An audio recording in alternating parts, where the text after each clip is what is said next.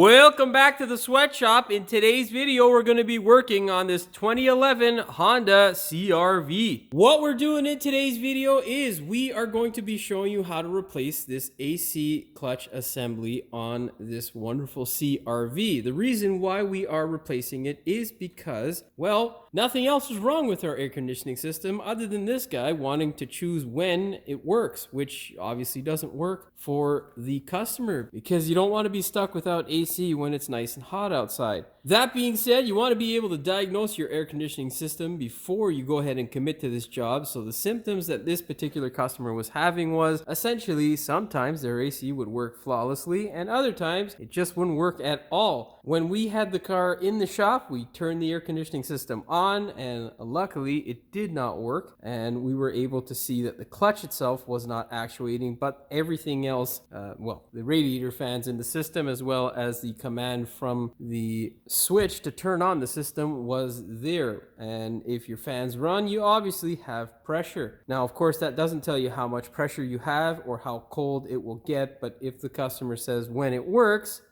really well, there's no need really to hook up gauges. I mean, you can if you want, but yeah, not really important. Of course, with the clutch, what you can do is you can turn the car off. You can make sure that you have power going to the AC compressor by turning the ignition to the on position, actuating the switch, and then you can test with a pry bar without the engine running. With a pry bar, you can tap the face of the clutch, and if it engages, that will tell you that you have an issue with the clutch itself. Generally, what happens is you build up quite the gap and the electromagnet isn't able to pull this assembly to the face of the clutch pulley, and if it's not spinning, you're not getting cool. Now, provided you have this issue, you're quite lucky. I know there was quite a few years where Honda had some serious issues with their compressor blowing up internally and having shrapnel go out throughout the system, which led to a number of components being replaced. On these years, I'm pretty sure through the Civics and some of the other V6 products, I'm not 100% sure, but I know that this is a common issue. There are different clutches for different compressors, so make sure you get the right one. If you have a 2011 CRV, this is the product number that I got. It's a Dorman product number, and it is something that, well, really hard to get. Was a bit of a pain in the ass. Nonetheless, besides being hard to get, the first one that we originally got, well, it looks like whoever shipped it kicked it around the warehouse a few times. This guy was shattered into a good few pieces. So I had to wait a little bit more time there to get a replacement. Of course, this is our replacement, which seems to be in good condition. They range all over the place in terms of price. I'm not sure what you can get them out there for or if they're even available. Luckily enough, I was able to get one for my customer, and we're going to shove this thing in the car today. Now, obviously, we're going to end up checking the gap to make sure it's set properly so that we have the correct gap between the clutch and the pulley. You want to make sure that the correct gap, because if they're not, they can wear prematurely. That being said, make sure you get the correct clutch assembly for your vehicle and make sure you diagnose it properly, because obviously you don't want to replace the clutch and find out that it's your compressor. I will say, of course, it is fairly common. I've been seeing a lot of these, and well, finally I have some time and a good candidate to record the video. Why I say that is, on the Civics, it is a royal pain in the ass really to get in there with a camera, let alone your hands. It can be a bit of a challenge.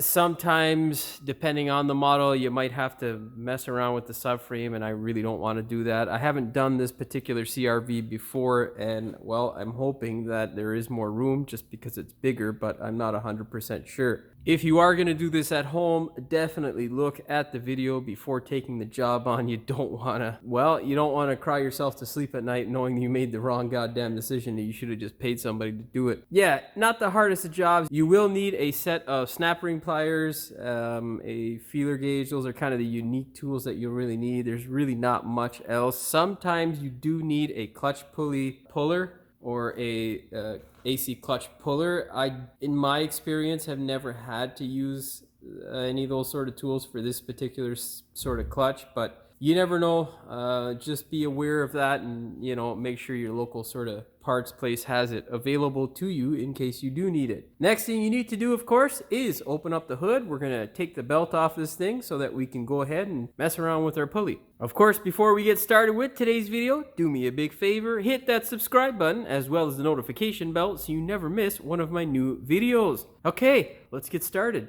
Now, for the K series, it's basically the same. Tensioner is always right over here on the majority of K series that I've worked on. I don't think there's been any different placement for them, but I'm not a Honda expert, so I don't know for sure. Nonetheless, in this particular variation, you've got your power steering reservoir in the way. Now, this guy here is held in by this wonderful bracket. These guys are pretty damn flimsy. You also got a little clip here that holds the power steering hole, so a little flat screwdriver will do the trick to get this guy open. Of course, be gentle. It is plastic and, I don't know, 11, 12 years old now. So yeah, you're gonna get those two bolts off first to release the reservoir. Once you get the reservoir out of the way, you're gonna get these two guys off, pull that guy out of the way, and then you will see a 14 mil head on the tensioner. I'm gonna try and get this camera in there more so you guys can see exactly what the hell I'm talking about. Okay, this is definitely a tricky shot here to get, because, well, not only is my freaking hand in the way, but everything else is. So essentially what you want to do is get the longest 14 mil wrench that you have and then just pull this guy forward towards the front of the car. You can see the actuation there, and then what you're gonna do, what I like to do, is get my hand down in there, either pull it off of the alternator or the water pump. You're not looking to get it off the whole system, and if you are replacing the belt, make sure you make a diagram because it can be a bit confusing sometimes, especially when you're not familiar with these engines. That being said, I'm going to do that off of camera. Now, what I can show you, I think relatively easy from up here, is the AC compressor. That wonderful thing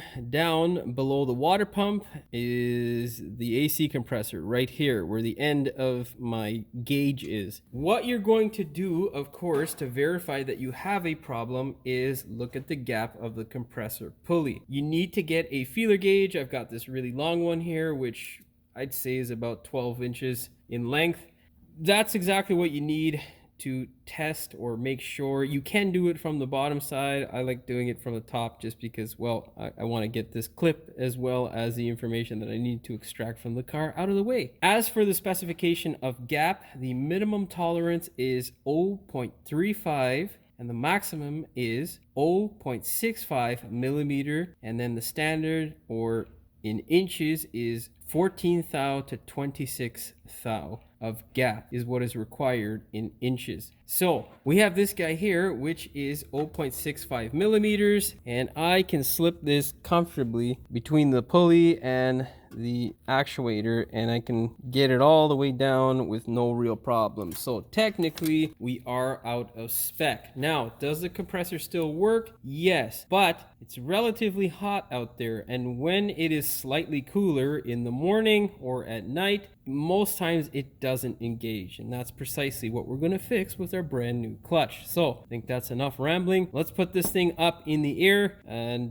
make sure you get your belt off. Of course, my camera's in the way, so I can't show you how to get it off. I just, well, can't show you me actually getting it off, but you get the idea from what I showed you. Now, what I did is just release the tension, obviously, and I've pulled it off the top here, off the power steering pump. I think that's the easiest way for me in this particular situation because, well, I can't get my big fat hand down inside there relatively easy. So I suggest you do the same unless you got smaller arms and hands, and then you'll be okay. Now, let's put this thing up in the air, get yourself a clip remover. Now, this is definitely one of the most challenging things to show you, well, without taking off a tire. What I've done now with my tire is I've turned the ignition to the accessory position, and I've turned the steering wheel all the way to the passenger side, giving me the most amount of room in this section here. Behind this wonderful cover is our engine and crank pulley. There's the access hole for our crank pulley bolt, which, yeah, that's another fun thing that Honda does where they, I don't know, they come off relatively easy, I imagine, after installing it for the first time, but if you run the car at any point, it somehow wells itself and you need a nice 3/4 inch gun to get it off. Anyhow, What I find most effective with getting these clips to release is just getting a number of these flat screwdrivers. 2 of them is all you really need. If you have 3, sometimes if they're really stuck, you can save these things from breaking. They are quite expensive. It's not the hardest thing in the world, but take your time. Do not be overly aggressive. They will break. And yeah, they are, well,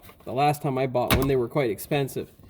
So I think they're like $7 or $8 a piece or some stupidness. Of course, you can get just generic ones, but the Honda ones they're nice. They work relatively well. They're decent quality, as you can see. They got a little metal clip thing. I don't know why they went with the metal, but whatever. Anyhow, now this thing goes along to the other side. We need to release the front, and then I'll let you know whether we need to take any other panels off in order to access our wonderful compressor. Now, I'm gonna just remove the half panel here to see if that gives me enough access. I think there's a clip back here and 2 of them up front here, and then you got the 110 mil on the side. So let's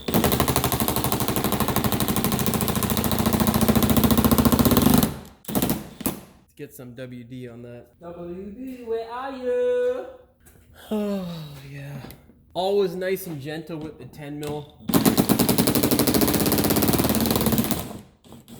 Does not like to be harassed. And well, there you go. That's gonna be now part of the car forever. We'll get a vice grip and deal with that shit. Now, don't be afraid. Even though it is busted, it's only busted on the one side, so we can slide that back together relatively easily. We got a clip that fell out there. Let's get this guy out of the way, man. Okay, let's try that again.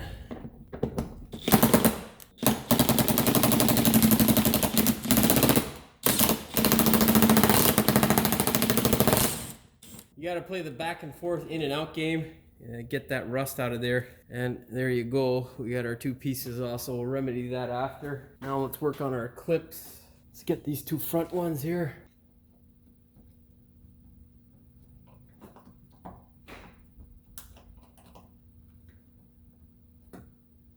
Okay. Let's release this guy here. Okay. You get your clip remover. You just kind of wiggle them and they'll come out relatively easily. Now let's get the other one. Same headache on this side. The only nice thing about this is you can kind of support it from the top if it's really stuck. What that means is that you have access to the top portion here, so you can push it down. And now just get this guy out of the way. Oh yeah, okay, well, don't hit the camera. With that guy out of the way. Oh, wonderful. Yeah, there's no fucking room here. There's not enough room to get a gun in there, but we can get a wrench and we should be able to take care of this thing. Well, instead of me just telling you, it's better if I show ya. Yeah. Obviously, you can see our crank pulley over here. We got our wonderful water pump over there and our compressor over here. What we need to do is we're going to get our belt off, or at least just kind of pull it around so that it's not hindering us getting this whole assembly off. Then what we need to do is figure out what size that nut is. I can't physically see it, so I'm going to be sticking my head where the camera is, and then we're going to take a pry bar, stick it in between these 2 nubbins on the compressor, and loosen this guy up and see if we can get the face of our compressor off. Unfortunately, yeah, there's a little bit more room than the Civic, but there's not enough for me to really get the camera in there comfortably, so I'll probably work on getting this stuff off and then explain a bit more to you on the bench. Okay. Yeah, I think that's what's gonna happen. Let me know what you guys think that size is in the comments below. 14 or 12? Let's see. I think that's a 14, dude. Yeah, baby. Good job, Jimmy. Let's see if I can do this. Let's see if we can do this. Let's get a pry bar of some sort in through here. Can't get that fucking guy out there like that. We need to get this guy across there. The problem is, how the fuck to do that? Oh my god. See if we can brace this against this here and fucking give it. Of course not. Why would that work? Now, I'm not too concerned about damaging this guy per se because, well, I don't know if my clutch pulley set will get in there for me to hold it. You know what? I should try that first. I shall be back. Now, because I can't access that front nut with one of my guns, it's going to be extremely hard for me to get it off. So what I'm going to try, because there's a sizable gap here where I think I can at least push the compressor out of the way, I'm going to gun these 12 mils off. There are 4 of them. There's one up in the corner there and another one up there. We're going to pull this guy back, lower the compressor, try to sneak it through here because it is on a flex hose on either hose. So, well, that's for every compressor, but we're going to try and do that. That way we can work on the face of the compressor in this area here, and then I'll be able to, well, 2 things, get you a nice shot, and second thing, not drive myself goddamn crazy. So yeah, I'm gonna try and do that now, and then I'll see you back, hopefully with some good news. Now, before attempting this, removing the compressor, make sure you disconnect that guy. It is a pain in the ass. The shield, or that plastic bit that's on the front of the CRV, I went ahead and removed it all the way back to the transmission side. Basically, the only thing that's left now is just the other side wheel well. Make sure you get your socket on all the way, and yeah.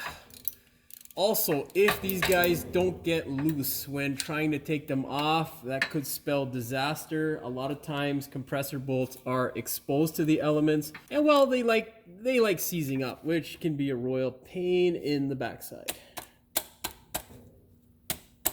You can use a straight socket, which I'm going to trade this one out for. We need the flex for up top.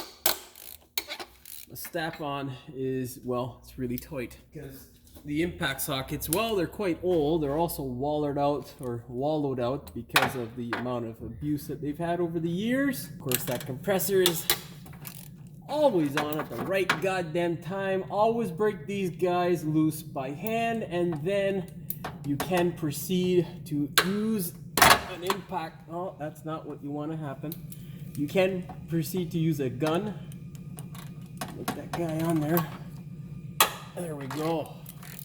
Remember, if they feel like they're binding up, do not go at it like a gorilla. You will regret it. If you can pull the bolt out, do so. Remember, anti-seize is your friend.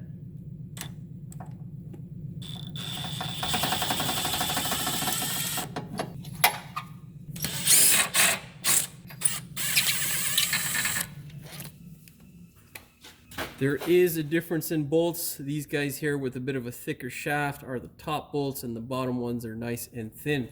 Don't mix them up. A cracked compressor is no fun. Now let's loosen this guy up and pull our belt off, of course. Make sure that's not hindering us. We got a dowel, it looks like.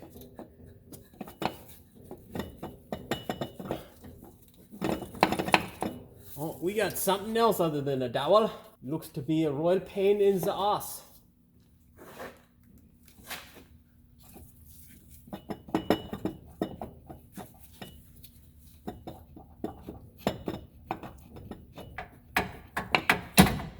No, it was something. I don't know what the hell it was, but anyhow, let's see if we can get this guy back far enough. Oh, you fucking piece of come on, damn it. Yeah, this inlet hose, he's being a fucking dick. Actually, I think that's the high pressure. Oh, it's the inlet. That's the low pressure side, which is being a dick. Anyhow, I'm gonna fuck around with this and see what I can do. Okay, so what I have done is this AC compressor hose is on the bottom side of this AC or transmission line. Just basically tuck it up underneath. Now I should be able to get in here with a flex socket and manipulate that bolt. Once you can access the bolt, that's really all the jarring that you need to do. You don't want to be overly aggressive. In this situation, I don't know whether I'm going to change that wonderful magnet out yet. We're definitely changing this pulley and our clutch face, of course. So let's go ahead and get a 14 mil. I've got a 14 mil ball flex impact shallow flex. The ball type I find is definitely the best thing. The reason being, of course, is because, well, there's less chance of it wanting to come off the same way you saw the 12 mil earlier come off. Let's blip it a bit. And there we go. You can see there how easy it is. Getting that off with a wrench would be an absolute nightmare. Okay, now check for any washers. Let's see if we, oh yeah, that's wonderful. She's coming right off really easily. Now, it's been a good half an hour of me trying to get off. Well, I'll show you. this stupid fucking snap ring, which is on the opposing side there, which is on the inside toward the engine. It's situated like this. That is fucking annoyingly stupid.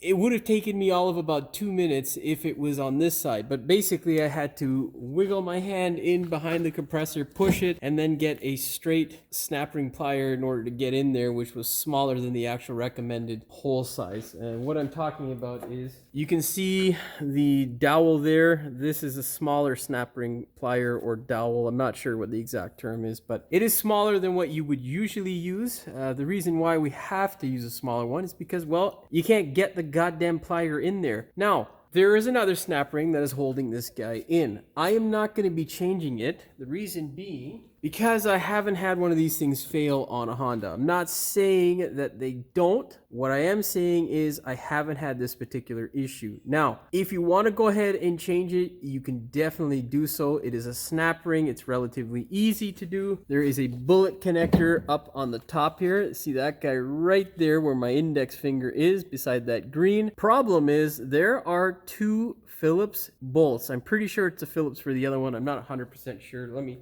get a mirror. Let's clean the mirror. Okay. Let's fucking get this shit in there. Let's see. What are we looking at here? Oh, I can't even fucking see it. But anyhow, on the front there, you see that little rusty patch right there in the frame. Let me see if I can make this thing focus. Yeah, that guy there is a number 2 Phillips bolt. You will never get that shit out if you live in the Rust Belt. You probably will be able to down south, but in this situation, you can't. You need to get in there with an impact driver. I am not going to remove the alternator, power steering pump, and all that stuff in order to do this, because this is still a functioning part. Now, the reason why I changed out the pulley is 2 reasons. The surface is on, obviously, well, I'll explain that shit on the bench. So you're not going to be able to get that goddamn bolt out of there. It'll drive you absolutely insane. I am pretty sure it is a Phillips or the same sort of situation where it's an 8mm or something that's probably going to break off on the compressor. That being said, if you can get those bolts out relatively easily without an issue, I would recommend changing it. Now, the Honda part is a good part. This particular magneto is fine. I haven't had issues with them, so I am content with reusing it. Now, that being said, you want to clean all the dust off of it, because the dust itself will make its way into your bearing, which is still exposed. That guy here. So what I'm going to do now is clean all this stuff off, and then I will explain to you what else happened while I was trying to get that stupid pulley off. Okay, shall be back. Now, few things I gotta explain here. Let's start off with the pain in the ass. Trying to get this thing off of the car is a bit of a pain. You will need to get 2 pry bars in order to gently pry this thing off the car. You do not want to smack it with a hammer. It's just not good. And if you abuse it, well, you could crack the housing of your compressor, and that would definitely be a horrible thing, because it's full of gas and you don't want that shit in your face with all kinds of toxic oil. Anyhow, nonetheless, the reason why we are replacing this is not because we can't reuse it per se, but because this thing is in relatively rough shape in terms of how scarred it is from this guy here coming into contact with it over the last, I don't know how many years. Now, I will tell you, if you are in a financial jam, it is possible to reuse it. Of course, you never know how much time you're going to get from it, but you can see here with the clutch in place, it still has a little bit of a gap. You want to see it completely flat, and we're not getting that, unfortunately, with this, which is one of the reasons that I'm replacing it, as well as the fact that we want reliability, because I don't want the customer having this issue a year down the road. Now, if you are in a jam, there is this spacer here. Now, if you take this spacer and you measure it, it is 0.37 millimeters, which, of course, if this is taken out, it will give you the correct spec, and this thing will function. Now, I've done this in the past on other compressors, and I do this for people who are who don't have much money. It's not a bad repair, but it's not the best option per se. If you have the money and the funds are there, it is always best to replace the clutch. Now, this is definitely something that is dependent upon your finances and how you want to spend and whatnot. But you can see here how much rust that we have.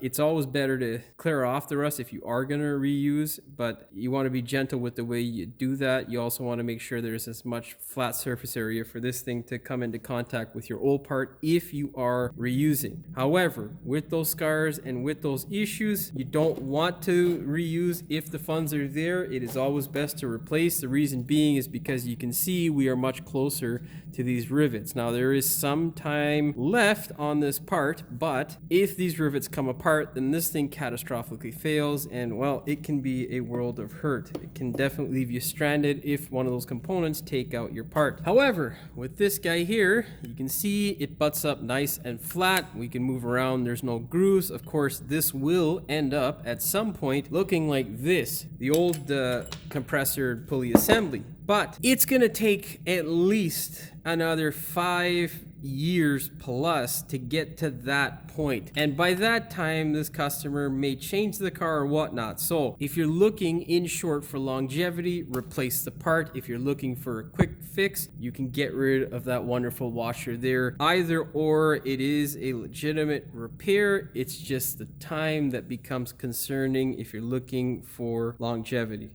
I don't know, of course, how long that will last, but I'm telling you, it'll definitely be shorter than how long this is gonna last. That being said, when you go to put this guy in, don't get any dirt inside there. Make sure you check the bearing, of course, check the parts before you put it together. Depending upon what the quality of the snap ring looks like from our China package there, we're going to take a look and see what we're gonna end up using. Obviously, you get a nice baggie of stuff from our friends there at Dorman, and you know, yeah, I like personally reusing as many original parts as possible because they tend to be of better quality. This guy here, you can see, is beveled. I'm not sure if the original one is or isn't. It is as well, actually. You can see it there. So the change that we're going to make is simply we are going to swap this guy to the outside. So if we ever need to service this thing again, it is relatively easy. What you want to do whenever dealing with a clutch is pick a shim that is closest to the original, or reuse the original. Do not add or subtract. Of course, we will be checking with the gauge to achieve the minimum tolerance required. You don't want to go too much tighter than the minimum, because if you do, it can rub, and that'll have the opposite effect where you prematurely wear it out for no goddamn reason, which is horrible. So we'll check these very quickly on camera so you can see. That's 0.45 mil. This is 0.46 mil. They all seem to be about the same so far. And that is 0.47 mil. Get rid of those guys there. 0.45. So it looks like we're going to be reusing our wonderful Honda shim. Of course, keep those guys around. I would not suggest modifying them.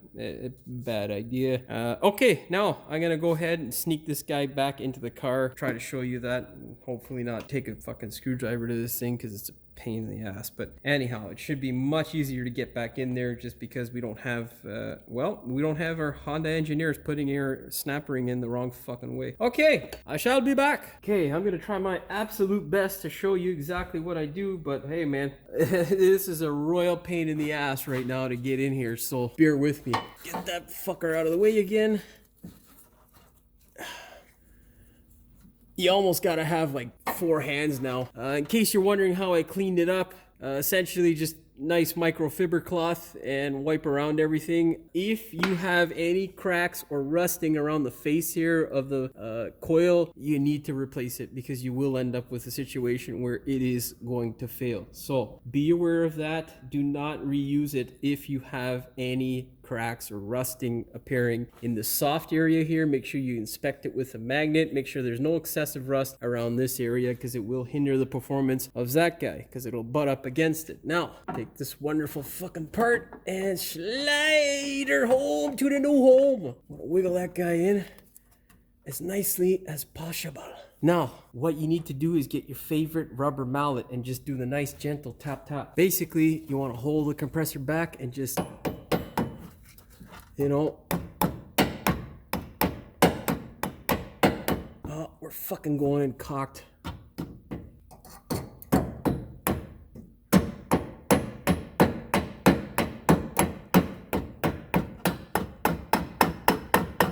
go. Make sure you are aware of how you are going on. If you are going in cocked, you are going to screw that shit up. So cocked is not the way, my friend. Now, spin it and listen for any sort of noise. Well, we can't spin it because I thought it'd have a little bit more friction, but no. Our fucking stupid thing is being a pain in the dingus end. Grab the bevel side and keep that towards you. And look at this, Honda. Yeah, see how easy that is when you put the friggin' snap ring in on the nice part or nice area so you can access the holes. Assholes. Anyhow, I mean, I can't be too angry with that. It's actually Denso. That is the original OE manufacturer, I'm pretty sure, for this wonderful part.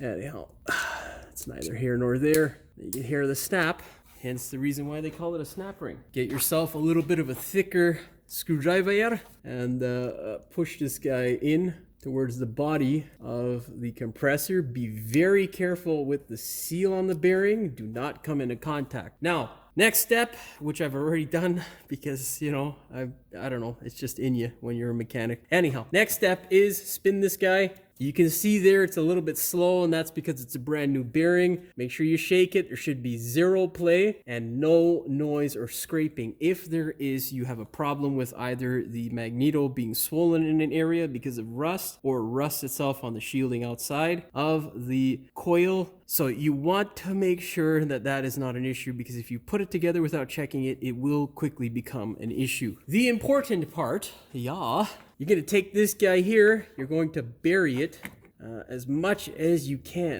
without a shield. Okay, now you can see here right away, we're already in contact. So we need ourselves a shim. Second thing you're going to do, measure up the shim, make sure you have the right one because they all look exactly the same and they will drive you nuts. This here is our 0.37 mil shim. Make sure it doesn't get lost. You're going to put that guy there. And now we're going to spin it to see what the deal is. Okay, I think we have a bit of a gap. Seems a bit tight, but we're going to wing it for now and see how she goes just so I can get the point home. Get your wonderful lock nut again, and then we're going to blip it with this guy. Okay. All right. Okay. Yeah, you can hear it. We've got not enough gap, so we might end up using those Dorman thingamabobbers there. But the only way to really confirm this is, of course, finding the correct gauge, which, because I'm gauge illiterate sometimes, I'm gonna take my time here and get the correct size. We want the minimum, and our minimum here is 035. We got 04. No, that's too big. 029. So we want 330, 356 is good. And that's 14, so that's at our inch minimum. What we're gonna do is stick this guy in between here, and we cannot fit, so our hearing is correct. It is definitely too tight. We're gonna grab this baby here and fire it off. Kind of the good thing is the more shims we put in there, that just means the more this thing can wear without us ever having to replace it again. So I pray to God that this here is the only time she'll ever have to replace one of these fucking things. Get that shim out, replace it with the bigger shim. You should only use 2 shims if you absolutely need to. Reason being is because, well, you don't want them rocking around on each other. As you can see, they're not a perfect fit over the shaft here, and if they kind of sit cocked, well, you can cause a situation where it's going like this, and that ain't no fun. Okay, now slide that guy in. Make sure you hold it in place, because the more you go in and out, the looser it tends to get. Oh, I can't get my fucking nut out. Damn it! Thread this guy up by hand.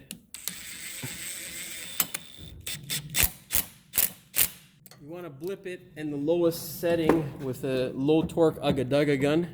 Now let's give it a spin. Yeah, we still have too much rub-a-dug. We still have a bit of rubbing, so we're gonna end up using 2 shims. Let's get our, a little bit more. Okay, let's combine it with our Honda shim and see where we're at. You know, it would have been nice if Dorman would have sold us shims that are all different sizes, but hey, what to do, right? Maybe the fella in the factory was just like, fuck it. Okay, we're gonna get our 037 shim, stick that on. So that's gonna give us 0.7, I think. I'm not sure exactly, but let's try to get these guys on. Make sure you hold it together. Get them on as flat as possible. That seems like a good sized gap there. And we'll do the, come on, baby.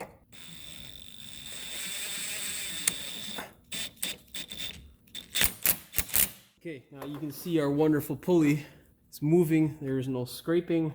Let's get our feeler gauge and see what the deal is. I mean, it's a little bit bigger than I would like, but hey, so let's see what we're at. Well, fuck, I'm gonna stop fucking around with this guy here and just get a goddamn normal sized one. 14, 15, 16, let's jump up to 18, see what the deal is. Yeah, that's a bit, I mean, it's snug, but it ain't snug enough, you know what I mean? It's in the middle, per se. Let's get up and see if we can get past this. So 25, 26, 25. Yeah, so see, that's, I can sneak the 26 in there. It's hard because it's angling the clutch, but it's too much. So we're gonna mess around with this some more. Now we're gonna have to go find a fucking shim somewhere, which, well, that's gonna be fun. Okay, so basically, with the 045 and 037 combination of shims, we were on the higher end of the spectrum. We're still within spec, but it's closer towards the 0.65 mil, which I don't really like. I mean, if you're just looking to be within spec, you're fine. Now, here is the tricky part of the job. If you buy a compressor clutch like I did, and you get a number of shims that are basically the same goddamn size, they're really of no help to you. And that's something that you commonly see with aftermarket parts, which can be quite annoying. In regards to this sort of situation, if you are, wanting to get on the tighter end, essentially you're gonna have no choice but to get an old compressor or something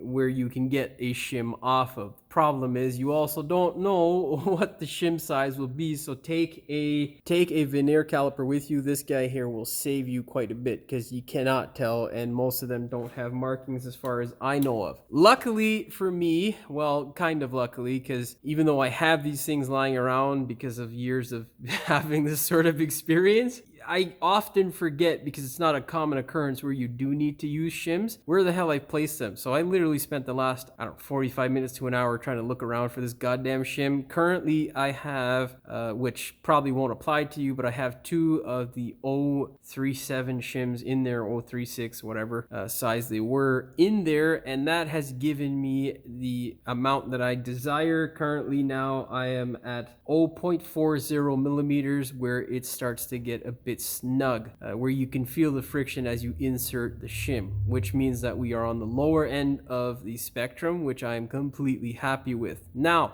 hopefully you don't run into this issue, because it's a lot of extra work and it means downtime. And if you're, using just the if you don't have another car and you got your car all apart, it's going to be a royal pain in the ass. Unfortunately, this is just part of the job and really isn't much you can do about it, and you just gotta kind of roll with the punches. That being said, I hope that you don't run into this issue. If you do, go ahead to the scrapyard and grab whatever shims. In case you're wondering where I got this shim from, the shim I think was from a Volkswagen I recently did, where I took the shim out because his clutch wasn't engaging, and the Volkswagen shim worked. I don't know whether it will work for you. It was off of a 2008 Volkswagen Golf City, I think it was. But just measure up the shims before you use something from another manufacturer. They were both, I think, Denso products, but that's all I can really say on the situation.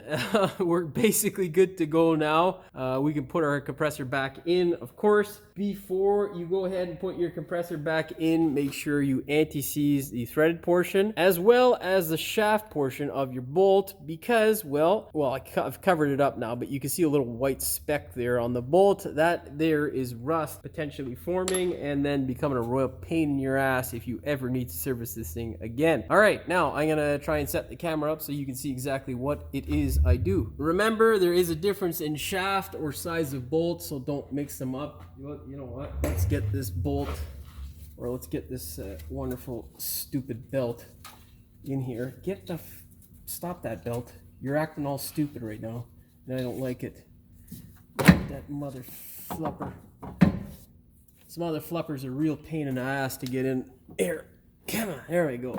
Swap that bastard around again. Make sure nothing else is a problemo. Oh, it wasn't a dowel actually. It was like a little clip thing. Oh, I love Honda. Like honestly, they put a little clip or kind of like a hook to hold the compressor. Like that's ingenious. So yeah, thank God I didn't fucking break it when trying to get it off like a gorilla. Let's slide that back a bit and slide the belt into place. That'll make your life easier. Don't be a dick, Honda. Stop it! It's a love-hate relationship, with cars. Sure, you guys, if you've worked on your own shit, will understand exactly what I mean. Okay, there we go. Slide that wonderful piece into place. Get the water pump back in. Okay, with our belt in place now, we can try and line up our wonderful bolts. All right. You want to wiggle it and try and catch it by hand. I think I've already caught it. I don't know if I've already said this, but the slim shaft is on the bottom, thick shaft on the top. Don't mix them up. Pretty sure there's a difference in length too. Yep, there is. All right, Denso. I think it's Denso, is it? I can't even fucking tell here. Whatever, you know what? It's an AC compressor. Get that guy in there. Yeah, like I say, it's not the hardest of things to do, right? But, you know, it can get challenging really quick. I hope that you watch this video in its entirety before you commit to doing this job, because you don't want to find out the hard way and you don't want to do it. Let's grab our 12 mil.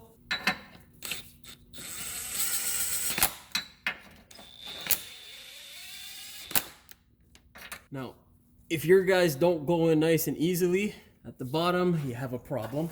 Once they do go in, thread in the bolts. Aw, damn you. Thread the bolts in by hand. Always by hand.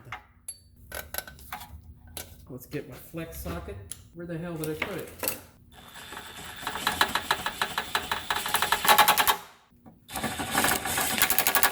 All right, yes. Things that are coming together. Okay, now let me go find out the goddamn torque for this thing. Oh, are you kidding me? Some of that shit wasn't even in frame. Son of a bitch. Alright, grab your torque wrench and set it to 16 foot-pounds or 22 Newton meters.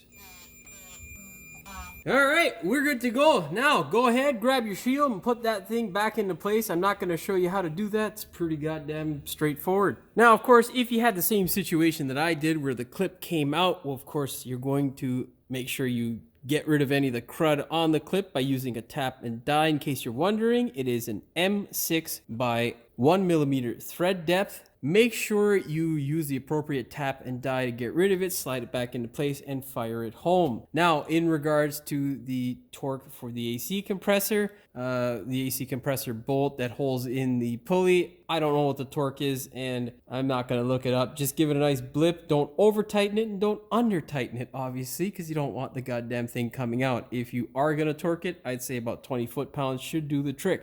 With all that out of the way, let's go ahead now, lower this car, and put our wonderful power steering reservoir and belt back on this thing. Okay, now go ahead and set your power steering thingamabobber off to the side, the reservoir. Let's go ahead and grab this goddamn belt, put it back into place. Oh no, man. Okay.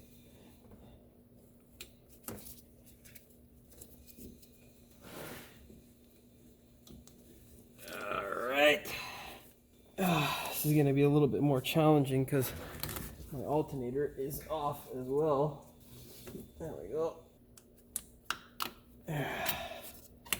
Now, of course, just visually inspect everything to make sure it's all back on. And then slide that guy out of place. Grab your bracket and slide that guy into place. You can see the one bolt here, the other bolt there is off in the distance toward the left. Of course, you'll be able to see it nice and easily at home. And this is much easier when you don't have a goddamn camera in the way. Anyhow, thread them in as best you can. Low torque ugga dugga. You don't want anything high torque. If you are going to torque these no more than like 7 or 8 foot-pounds. Now, we're going to slide our reservoir back into place. Make sure you open up that little bracket that I showed you earlier in the video for the hose to be received.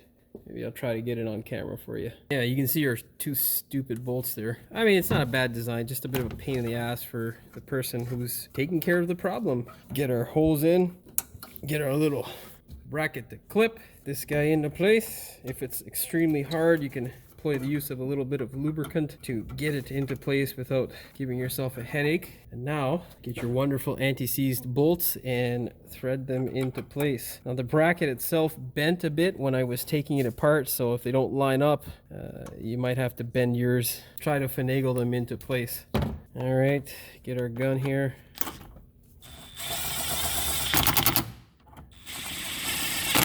Okay, it's kind of a really flimsy bracket. What you want to do is just make sure this guy is sitting relatively level so you can get an accurate reading as to how much power steering fluid is there. Now, our next step is to go ahead and start this thing up. Make sure that our AC compressor runs. Now, most importantly, don't do what I just did. Don't forget to plug the goddamn compressor back in. Once you've plugged it in, go ahead, fire the thing up. Of course, you're not going to see anything in operation here, but what I will show you is, well, I'll show you what to touch to make sure you're getting a nice, good flow and your compressor is doing its job and you have enough gas in the system. Second thing you're going to listen for is the clicking of the compressor and the fans coming on.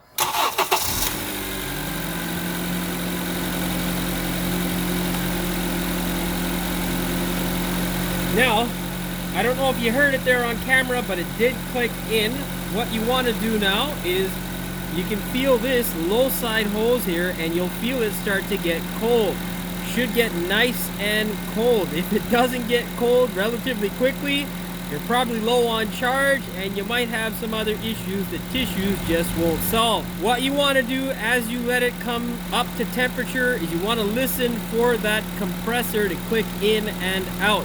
That is another sign that you have a system that is fully charged. If the compressor continuously works, most times on Japanese cars, that means specifically that you don't have enough charge. Certain vehicles, mainly German, tend to have their compressor continuously working. Well, there we go. It just clicked off and the fans went off, so we know that our compressor is working well. And so that you can hear the noise more clearly, I'm going to stop talking and wait till it cycles again. It gets nice and cold, I'll tell you. It's got condensation already. We're humid up here in Ontario.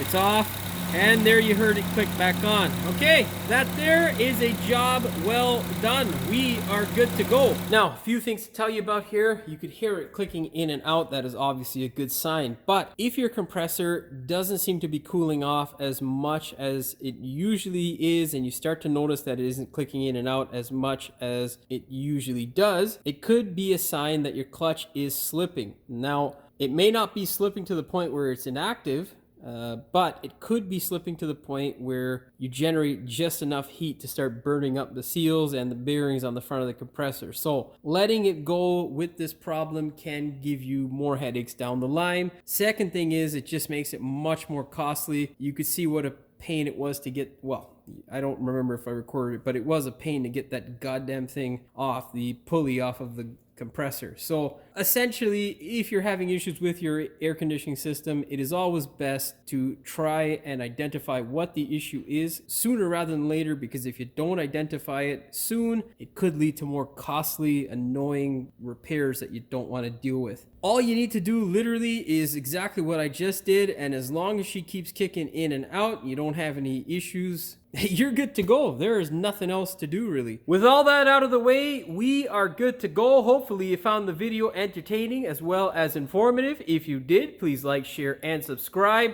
Don't forget to hit the notification bell so you never miss one of my new videos. And as always, thanks for watching. We will see you in the next one. Welcome back to the sweatshop. In today's... Fuck, man.